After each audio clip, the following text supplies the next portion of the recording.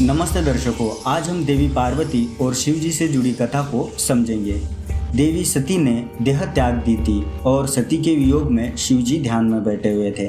एक दिन शिव जी के पास हिमाचल राज और उनकी पुत्री पहुंच गई। हिमाचल राज के मन में था और पार्वती भी चाहती थी कि मेरा विवाह शिव जी के साथ हो जाए, लेकिन शिव जी तो तप कर रहे थे।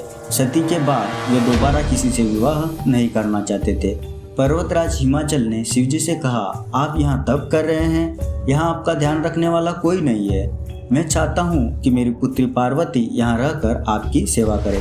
शिव जी ने हिमाचल राज को जवाब दिया, मुझे इस बात की जरूरत नहीं है। महिला की वजह से मेरा ध्यान वैराग्य तप बिगड़ सकता है।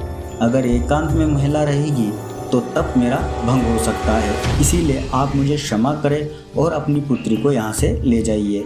हिमाचल राज और शिव जी की बातें देवी पार्वती बहुत ही ध्यानपूर्वक सुन रही थी।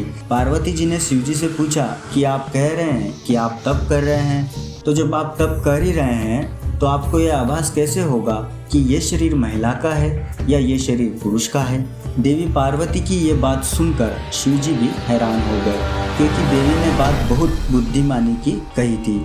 शिव जी ने कहा, देवी आपकी बात सही है, लेकिन मेरी भी बात सही है।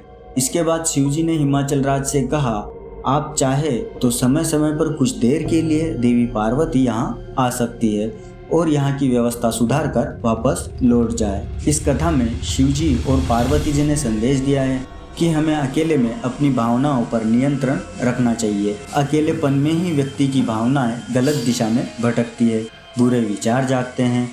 इसीलिए एकांत में भावनाओं पर नियंत्रण रखें।